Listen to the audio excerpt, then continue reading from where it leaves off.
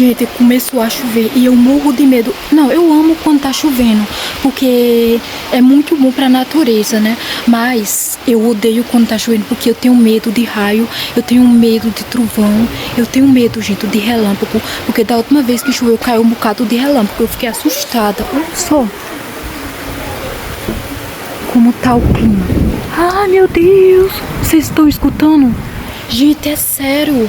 Eu tenho muito medo mesmo de trovão, principalmente de relâmpago. E aqui em casa é cheio de goteira, tem que ajeitar.